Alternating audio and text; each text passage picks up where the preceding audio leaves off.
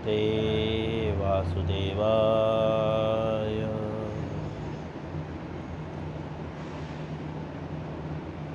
ओम नमो भगवते वासुदेवाय।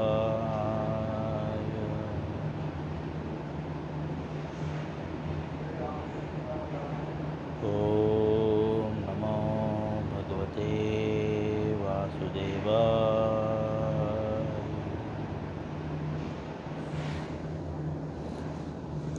भगवद गीता अध्याय 5वां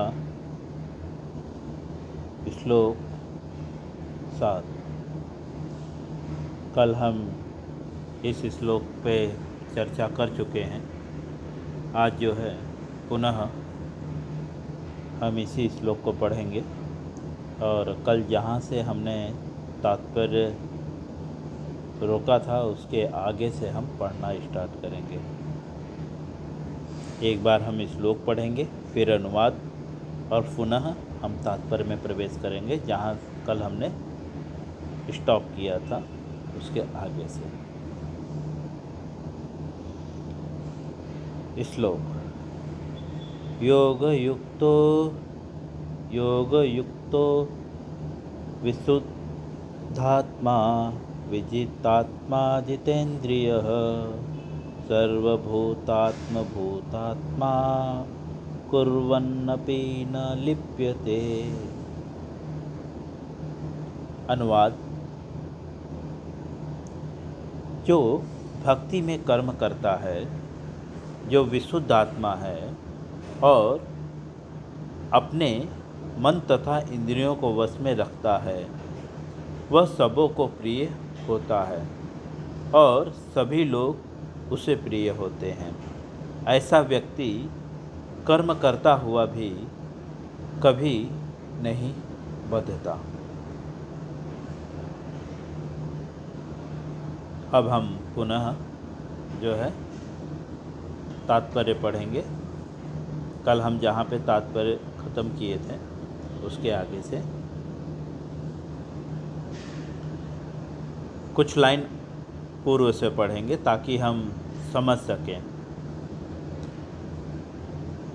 कृष्ण भावनामृत में कर्म करने वाला सबों का दास होता है। यहाँ से हम पढ़ रहे हैं करीब 5वें-6वें लाइन के बाद से। कृष्ण भावना भावित व्यक्ति जो है, जो कृष्ण भावनामृत में कर्म करने वाला सबों का दास होता है। अतः वह हर एक को प्रिय होता है। सबों का दास मतलब हर व्यक्ति का दास होता है कृष्ण, जो वास्तव में भगवान का भक्त है। कृष्ण भावनामृत अर्थात जिसकी भावना मतलब जिसकी सोच, जिसकी विचारधारा, जिसकी चेतना वह क्या है, कृष्णमय है। अर्थात जो जिसका प्रत्येक कर्तव्य कृष्ण के लिए है और जो बिना कृष्ण की जो बिना स्वयं की इच्छा के लिए कुछ भी कर्म नहीं करता। जैसा कि हमने कल और परसों भी और समझा है और सुना भी है कि जो भक्त होता है वह केवल भगवान की इंद्रिय तृप्ति के लिए कर्म करता है। ठीक है। तो जो कृष्ण भावनामृत कर्म करता है वो सबों का दास होता है। अतः वह हर एक के लिए जो है हर एक को प्रिय होता है। जो भगवान का भक्त होता है, जो वास्तव में भक्त होता है, सिर्फ बोलने के लिए भक्त नहीं है, जो वास्तव में भक्त है वो सबों का प्रिय होता है। अब कैसे प्रिय होता है वो आगे पता चलेगा। हमने ऑलरेडी जो है कल इस विषय पे बात भी किया था, लेकिन पुनः हम जानेंगे कि क्यों वह कैसे प्रिय होता है और क्यों प्रिय होता है। क्योंकि वह प्रत्येक व्यक्ति अतः वह हर एक को प्रिय होता है क्योंकि प्रत्येक व्यक्ति उसके कर्म से प्रसन्न होते हैं। हर एक को प्रिय क्यों होता है? क्योंकि हर व्यक्ति उससे प्रसन्न रहते हैं, उसके कर्मों से प्रसन्न रहते हैं। अर्थात कृष्ण भावना भावित व्यक्ति या कृष्ण भावनामृत जो कर्म करता है व्यक्ति, वो ऐसा कोई भी कर्म नहीं करता जिससे किसी को कष्ट पहुँचे, समझे? क्योंकि वो दास है। जैसे कोई नौकर वही प्रत्येक वो कार्य करता है जो मालिक की प्रसन्नता जिसमें रहती है। मालिक बोलता है, सपोज नौकर कोई सब्जी खरीद के लाया, मालिक बोला ये सब्जी को फेंक दो, तो नौकर ये नहीं सोचता कि अरे ये सब्जी तो अभी अभी खरीद के लाया, फेंक देता है ना। वह उसके कर्म से सभी प्रसन्न रहते हैं, जैसे नौकर के कर्म से मालिक प्रसन्न रहता है।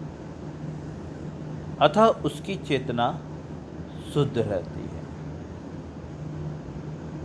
जब मालिक प्रसन्न रहता है तो उसकी चेतना शुद्ध रहती है। अर्थात कृष्ण भावना भावित व्यक्ति ऐसा कर्म करता है कि प्रत्येक व्यक्ति उससे प्रसन्न रहते हैं उसके कर्मों से, इसलिए उसकी चेतना शुद्ध रहती है।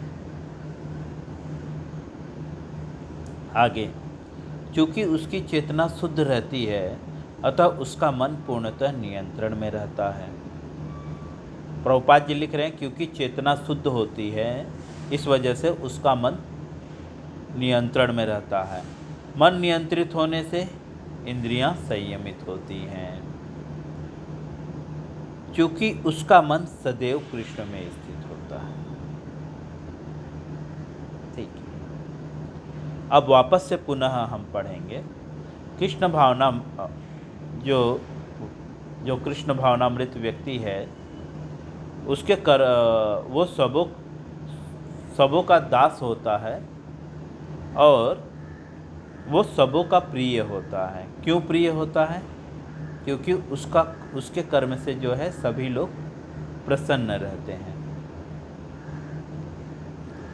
इस वजह से उसकी चेतना शुद्ध रहती है। अब हम यहाँ से थोड़ा और डीपली समझने का प्रयास करेंगे किसी उदाहरण के थ्रू। जैसे कि हम कोई कर्म करते हैं, है ना, और हमारे कर्म से अगर कोई अप्रसन्न होता है तो इमीडिएटली हमें जो है बुरा लगता है ना। अरे यार, लाइक दिस, आपने किसी के लिए खाना बनाया या कुछ मिठाई बनाई तो उसको वो पसंद नहीं आया, तो वो क्या करेगा? हमारी निंदा करेगा। और जैसे ही वो हमारी निंदा करेगा वैसे ही क्या होगा? हमारा मन खराब हो जाएगा, है ना। तो यहाँ पे बता रहे हैं क्योंकि सभी लोग उस व्यक्ति से प्रसन्न रहते हैं, क्योंकि उसके कर्म बहुत अच्छा है, उसके कर्म से सब लोग प्रसन्न रहते हैं। और जैसे ही व्यक्ति के कर्म से प्रसन्न नहीं होते, वैसे ही जो व्यक्ति कर्म किया है, जैसे जिस व्यक्ति ने, सपोज़ आपने हलवा बनाया है और आपके बच्चा अप्रसन्न हो गया, उसे अच्छा नहीं लगा हलवा, तो तुरंत आपका मन खराब हो जाता है। अरे यार, इतने मेहनत से बनाया और जो है इसको अच्छा नहीं लगा, है ना। और जैसे ही हमारी चेतना दूषित हुई, यहाँ पे बता रहे हैं चेतना शुद्ध होने के कारण जो है उसका मन नियंत्रण में रहता है। और उसका उल्टा, जैसे ही सामने वाला व्यक्ति, हमने जो किया उससे सामने वाला व्यक्ति अप्रसन्न हुआ, वैसे ही हमारी चेतना दूषित हो गई। चेतना दूषित अर्थात हमें बुरा लग गया, अरे यार इतना मेहनत से बनाया और देखो इसको अच्छा नहीं लगा। और इमीडिएटली क्या हुआ? हमारा मन ने नियंत्रण खो दिया, तो हम वो कार्य कर रहे हैं जो हमारे लिए लाभकारी नहीं है। मन नियंत्रण खोने की वजह से क्या हुआ? मन के नियंत्रण होने से उसकी इंद्रियां संयमित रहती हैं। अब इसका उल्टा, हमारा मन अनियंत्रित हो गया, मन खराब हो गया ना, तो हम क्या करते हैं? यहाँ पे इंद्रियां नियंत्रित रहती हैं, संयमित रहती हैं, जिससे सब प्रसन्न रहते हैं। लेकिन जब व्यक्ति से कोई प्रसन्न नहीं रहता तो क्या होता है? हमारा मन विचलित हो जाता है, और मन विचलित होने के बाद क्या करते हैं हम? वो काम करते हैं जो इंद्रियों को प्रसन्न करे। इंद्रियां अनियंत्रित हो जाती है। अनियंत्रित का मतलब हम मूवी देखने लगते हैं, है ना, कभी कभी दारू पीने लगते हैं, क्योंकि मन बहुत ख़राब हो गया, चेतना दूषित हुई, क्योंकि वो हमारा बात नहीं माना या हमने जो किया उसे अच्छा नहीं लगा। जैसे कोई प्रेमिका किसी प्रेमी से प्रेम करता है या कोई प्रेमी किसी प्रेमिका से प्रेम करता है, तो जैसे ही उसकी प्रेमिका को वो काम अच्छा नहीं लगता या उसकी प्रेमिका नाराज़ हो जाती है, तो इमीडिएटली प्रेमिक क्या करता है?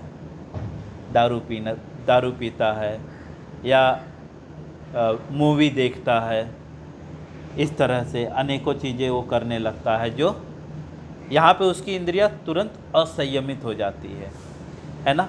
सिगरेट पीने लगता है टेंशन में। एक्चुअली क्यों टेंशन में पी रहा है?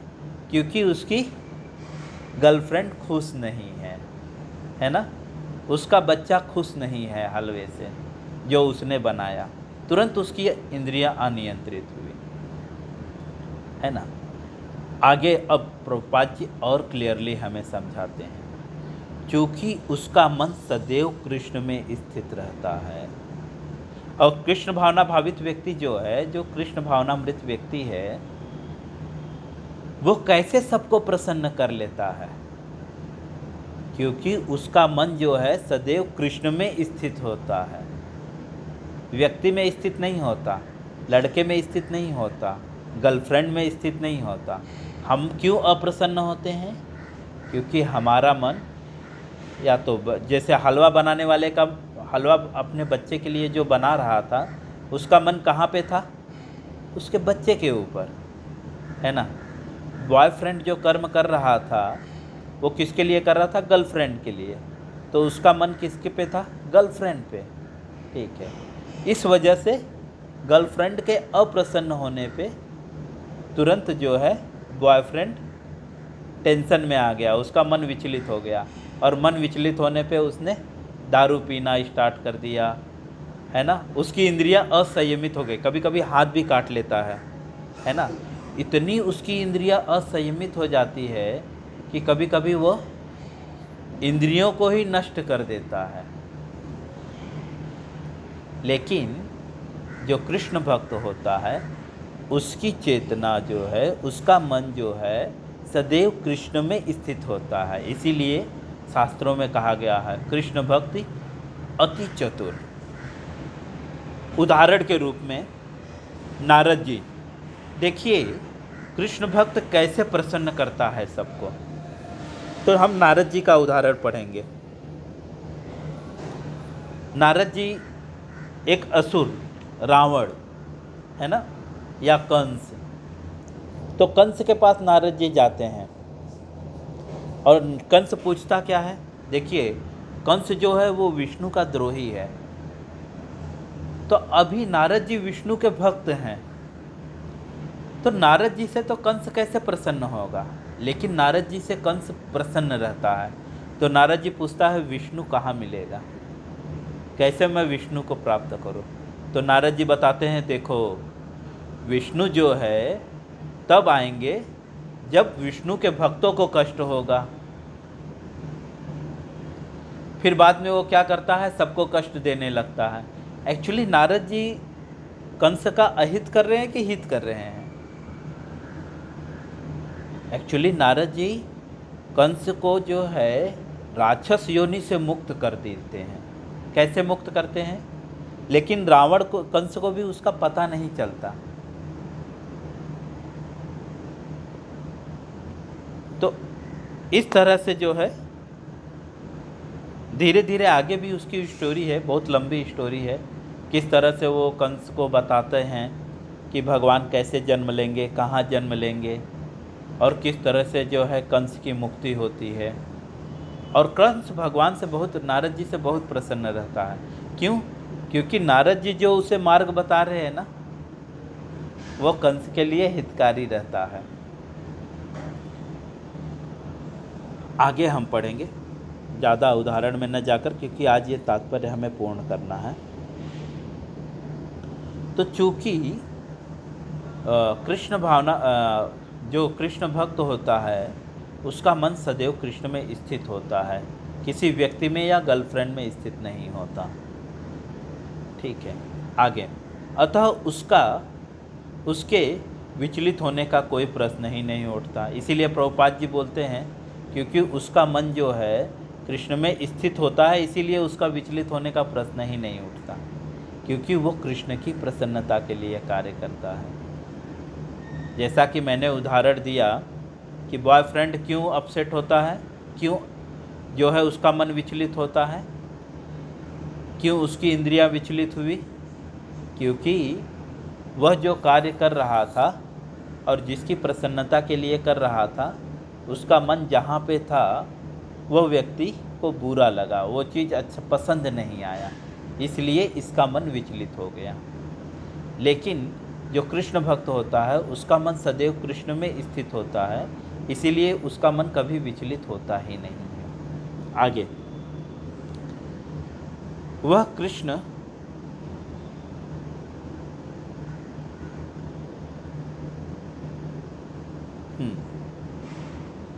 प्रभुपाद जी लिखते हैं, अतः उसके विचलित होने का कोई प्रश्न ही नहीं होता, न ही उसे कृष्ण के संबंधित कथाओं के अतिरिक्त अन्य कार्यों में अपनी इंद्रियों को लगाने का अवसर मिलता है। क्योंकि कृष्ण जो भक्त होता है उसका मन विचलित नहीं होता, क्योंकि उसका मन जो है कृष्ण में लगा रहता है, इसलिए जो है वो कृष्ण कथाओं से जो है उसका मन, उसकी इंद्रियां जो है उसको अवसर ही नहीं मिलता उसको इंद्रियों को दूसरा कार्य करने का। आगे, वह कृष्ण कथा के अतिरिक्त और कुछ नहीं सुनना चाहता।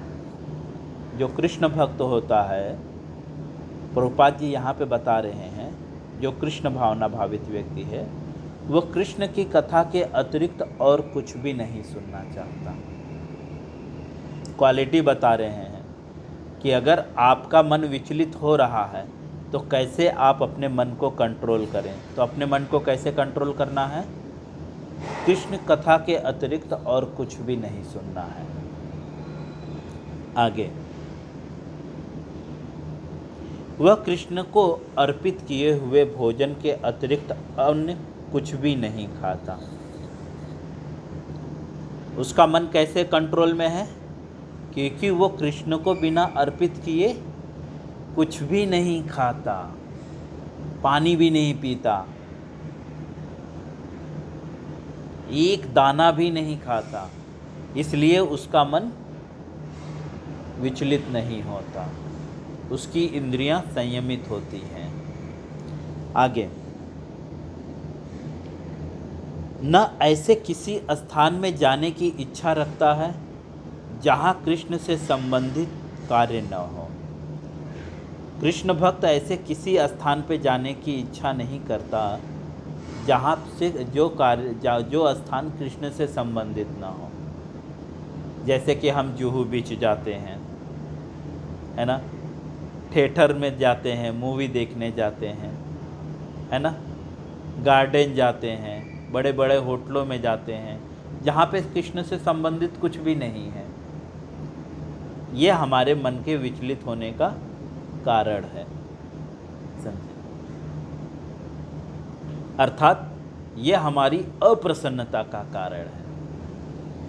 आगे, जहाँ कृष्ण से संबंधित कोई कार्य नहीं होता, अतः उसकी इंद्रियां वश में रहती है। ऐसा सब करने से उस व्यक्ति की इंद्रियां वश में रहती हैं जो ये सारे कार्य करता रहता है, जो व्यक्ति ये सारे कार्य करता है।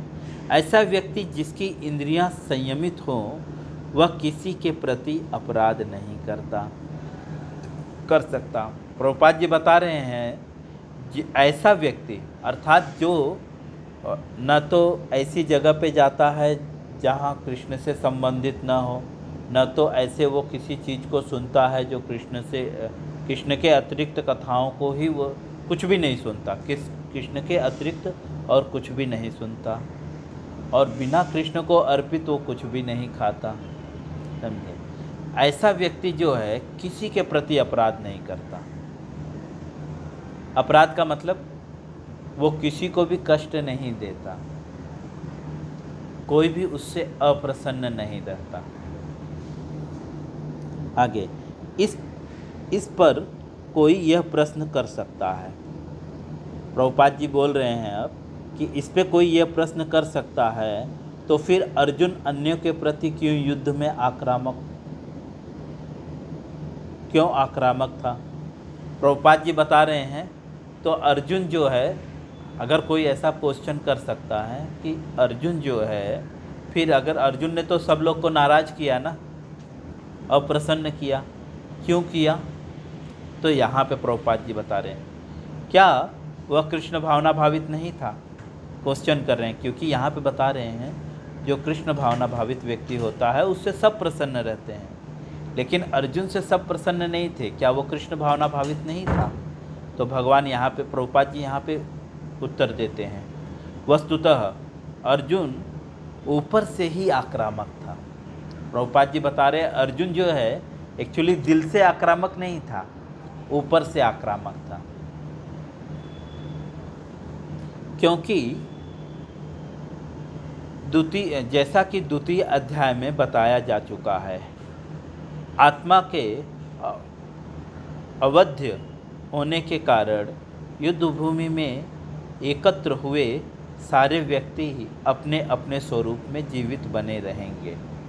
प्रभुपाद जी बता रहे हैं कि जैसा कि दूसरे अध्याय में भगवान ने बताया है कि आत्मा जो है अवध्य है, आत्मा को मारा नहीं जा सकता, इसलिए जो है प्रत्येक युद्ध में जो भी व्यक्ति भाग लिया था, अर्जुन ने जिसका भी वध किया, वो अपने वास्तविक स्वरूप में जीवित रहेंगे। तो अर्जुन ने उसका वध क्यों किया, आगे बताते हैं। अतः आध्यात्मिक दृष्टिकोण से कुरुक्षेत्र में युद्ध भूमि में कोई मारा नहीं गया। प्रभुपाद जी बता रहे हैं आध्यात्मिक दृष्टिकोण से जो है कुरुक्षेत्र में एक्चुअली कोई मारा ही नहीं गया। समझे? वहाँ पर स्थित कृष्ण की आज्ञा से केवल उसके वस्त्र बदले गए। प्रभुपाद जी बता रहे हैं वहाँ पर जो स्थिति थी वो क्या स्थिति थी? कृष्ण के आदेश से सिर्फ वस्त्र बदले गए, अर्थात अर्जुन ने सिर्फ उनका वस्त्र बदला। क्यों वस्त्र बदला? क्योंकि यह वस्त्र जो है दूषित हो चुका था, इसलिए। जैसा कि उदाहरण मिलता है, नारद जी का ही उदाहरण मैं दूंगा। नारद जी ने कंस को जो है भगवान कैसे उसको मिलेंगे जल्दी और कैसे वह भगवान का, क्योंकि जो है कंस जो है वह भगवान को जो है ईर्ष्या करता था बहुत, इस वजह से वो भगवान को क्या मिलना चाहता था। तो नारद जी उसका मार्ग बताते हैं, देखो आप ईर्ष्या करते हो तो आपको क्या करना पड़ेगा।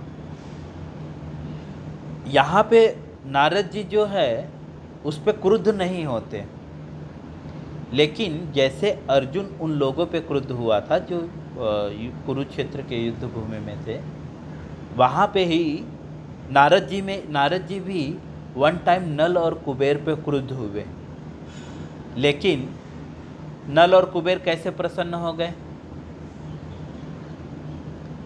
क्योंकि जब नल और कुबेर को नारद जी ने श्राप दिया तो क्या श्राप दिया पता है? नल और कुबेर एक जलाशय में जो है क्रीड़ा कर रहे थे नग्न अवस्था में, तो नारद जी वहाँ से गुजर रहे थे और नारद जी ने बोला कि यह तो बहुत गंदी बात है और तुम जो है एकदम जड़ की तरह हो और इस वजह से मैं तुम्हें जो है जड़ योनि का श्राप देता हूँ। तो एक्चुअली उससे नाराज़ होना चाहिए, लेकिन नारद जी के श्राप से उन लोगों को जो है भगवान के दर्शन हो गए, है ना। नल कुबेर भगवान के जो है नंद महाराज के आंगन में पेड़ के रूप में जन्म लिए और भगवान नंद महाराज के आंगन में खेलते रह गए, खेलते थे ना वे। तो अभी नारद जी गुस्सा तो हुए, लेकिन नल कुबेर क्यों प्रसन्न हुए? क्योंकि जिनके दर्शन के लिए लाखों लाखों जन्म लेने पड़ते हैं, वो नारद जी की कृपा से एक ही जन्म में उनको दर्शन मिल गया, है ना। तो अर्जुन भी यहाँ पे अर्जुन भी वही कर रहा है, समझे। तो इसलिए जो है आगे बताते हैं, अतः अर्जुन कुरुक्षेत्र की युद्ध भूमि में युद्ध करता हुआ भी वस्तुतः युद्ध नहीं कर रहा था। प्रभुपाद जी बता रहे हैं इसलिए जो है अर्जुन जो है कुरुक्षेत्र में युद्ध करता हुआ भी युद्ध नहीं कर रहा था। जैसा कि नारद जी गुस्सा होकर भी एक्चुअली गुस्सा नहीं किए, उसका कल्याण किए, लेकिन गुस्सा सिर्फ बाहर से हुए थे, है ना। हृदय से तो उसका कल्याण कर दिए ना। तो अर्जुन भी कुरुक्षेत्र में जो गुस्सा किया वो कैसा कर रहा था? सिर्फ बाह्य रूप से गुस्सा कर रहा था, आंतरिक रूप से नहीं, हृदय से गुस्सा नहीं किया। इसलिए कुरुक्षेत्र में जो भी लोग मारे गए वो लोग वैकुंठ गए थे, क्योंकि भगवान के सामने वे लोग शरीर छोड़ रहे थे। शास्त्रों में कहा गया है जो व्यक्ति भगवान के सामने शरीर छोड़ता है वो भगवत धाम जाता है, वैकुंठ जाता है। तो इसलिए जो है अर्जुन युद्ध करते हुए भी युद्ध नहीं कर रहा था, क्योंकि वो तो सबका कल्याण कर रहा था ना। यह तात्पर्य है यहाँ पे। आगे, वह तो पूर्ण कृष्ण भावनामृत में कृष्ण के आदेश का पालन मात्र कर रहा था। अर्जुन क्या कर रहा था? सिर्फ कृष्ण के आदेश का पालन कर रहा था। कृष्ण ने जो उन्हें आदेश दिया है सिर्फ उसका पालन कर रहा था। ऐसा व्यक्ति कर्म बंधन में नहीं बनता। प्रभुपाद जी बोल रहे हैं ऐसा व्यक्ति जो है कर्म बंधन में नहीं बनता। कैसा व्यक्ति? जो कृष्ण के आदेश का सिर्फ पालन करता है, ठीक है। इस तरह से जो है भगवत गीता के 5वें अध्याय के 7वें श्लोक का तात्पर्य पूर्ण हुआ। हरे कृष्ण। एक्चुअली वक्त नहीं है, नहीं तो हम उस कथा को और विस्तार से सुनेंगे तो हमें ये बहुत अच्छे से समझ में आएगा, जिसे मैंने बहुत ही शॉर्टकट में बता दिया।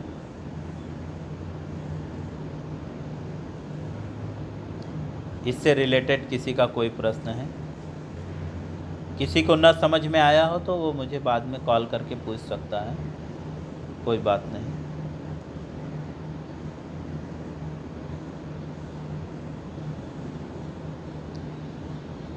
लेकिन यहाँ पे बता रहे हैं वही व्यक्ति प्रसन्न रह सकता है, वह व्यक्ति कभी अपसेट नहीं होगा जिसका प्रत्येक कार्य कृष्ण के लिए है, जो कृष्ण के अतिरिक्त कथा, कृष्ण के कथा के अतिरिक्त और कुछ नहीं सुनता, जो बिना भगवान को भोग लगाए कुछ भी नहीं खाता। लेकिन हम बहुत सारी ऐसी चीज़ें करते हैं और बहुत सारी ऐसी चीज़ें खाते हैं जो भगवान को अर्पित नहीं होती और जो भगवान के कथा नहीं होती। इसलिए हम लोग अप्रसन्न हैं, हमारी अप्रसन्नता का कारण यही। और बहुत सारे ऐसे स्थानों पे जाते हैं जो कृष्ण से संबंधित नहीं है, यह हमारी अप्रसन्नता का कारण है। ऐसा प्रभुपाद जी यहाँ पे तात्पर्य में हमें समझा रहे हैं।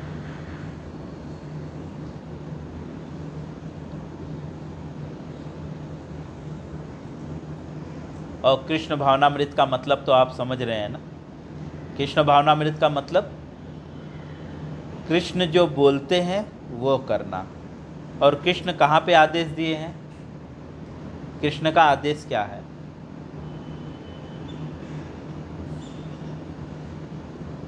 वेदों में जो है भगवान का आदेश है। वेद जो है भगवान के मुख से निकली हुई वाणी है ना। वेद क्या है? साक्षात भगवत प्रणीतम जी। तो जो कृष्ण भक्त होता है वह शास्त्रों के अनुसार कार्य करता है। इस वजह से सब उससे प्रसन्न रहते हैं।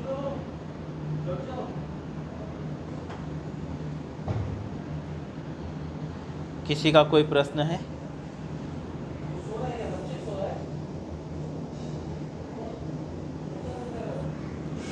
ठीक है, हम यहाँ पे स्टॉप करेंगे। हरे कृष्ण।